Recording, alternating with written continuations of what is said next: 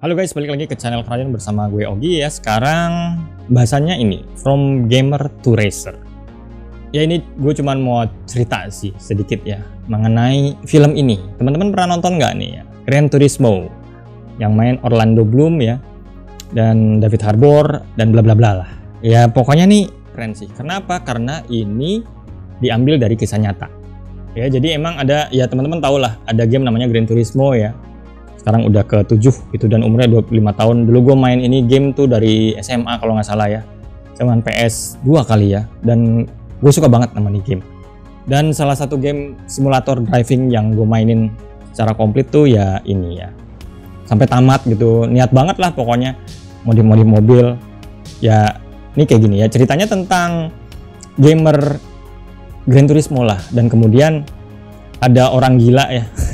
Si Orlando Bloom nih yang ini sih, yang dari ngadep ke sana ya. Dia punya ide yang ditawarin ke Nissan ya, sama mobil Nissan. Dia bilang ini ada game simulator realistis gitu, nah gue pengen bikin akademi gitu, dan kemudian kalau akademi ini jadi nanti the best drivernya akan kita jadikan pembalap beneran gitu. Ide itu dilontarkan ke Nissan gitu. Dan ternyata Nissan coba mensetujui ya dengan satu syarat, kalau keamanannya oke, boleh ini jalan. Nah akhirnya si Orlando Bloom ini ketemu nih orang nih ya, dia teknisi apalah, juga mantan pembalap gitu, terus pernah berhenti. Dia bilang, oh lu gila, masa anak-anak gamer lo taruh di mobil yang kecepatannya ratusan kilometer per jam, nggak ada tombol restart men, nggak ada reset atau game over, nggak ada, tapi lu mati gitu kalau gagal. Tapi setelah ada kejadian tertentu ya, dia kecewa dengan timnya, akhirnya tawaran itu disetujui. Lantas prosedurnya ya di mesin arcade-nya tuh mulai ya ada pengumuman Nissan Academy gitu. Jadi orang-orang yang berminat ya boleh tanding di hari apa khusus tuh, seluruh dunia lah. Itu diadu gitu. Terus top 10-nya kalau nggak salah itu diambil ya, dibawa ke Nissan. Dan tentu saja di mesin itu dia mainnya nggak pakai stick ya. Tapi dia mainnya pakai beneran setir, ada rem gitu. Dan tentu saja yang menang orang-orang yang udah ribuan jam bermain game itu. Dan ya bener ya, ada cewek juga yang pesertanya gitu dapat kepilih gitu ya, menang. Dan di akademi itu dia nggak main-main, tapi bener-bener dilatih fisiknya, karena kan nanti mau balapan beneran ya. Jadi dilatih fisiknya. Di situ sih diceritain ada yang sampai muntah-muntah, ada yang nggak kuat, ada yang ngeluh. Ya lu biasa di kamar gitu ya, terus tahu-tahu disuruh olahraga kayak gini untuk jadi pembalap beneran gitu, diadu sama pembalap profesional. Dan juga ya tentu latihan game juga ya, dicari yang terbaik.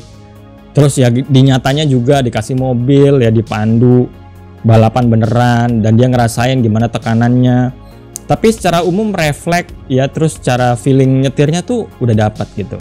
Karena apa? Karena sirkuit-sirkuit yang dipakai di realistis itu di dunia nyata itu sama persis dengan yang ada di game Gran Turismo. Makanya Gran Turismo tuh di real driving simulator, apa benar-benar realistis lah, tagline-nya tuh seperti itu ya. Dan tentu saja nggak gampang gitu. Ada juga yang kecelakaan lah, resiko kepepet, kesenggol mobil orang, terus kebakar, itu ada semua. Tapi akhirnya dapat satu tokoh namanya Jan itu ya.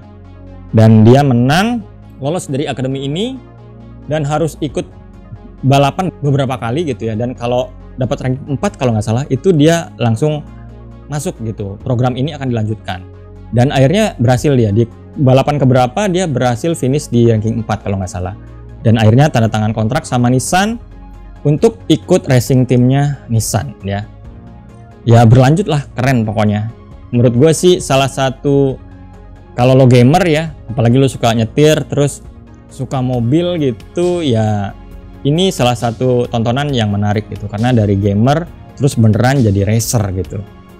Makanya kan di media ada nih ya, Jan Motherboard, pembalap yang kisahnya diangkat dalam film Gran Turismo. Emang dia beneran ada, tapi yang main bukan dia ya. Yang main tentu aktor.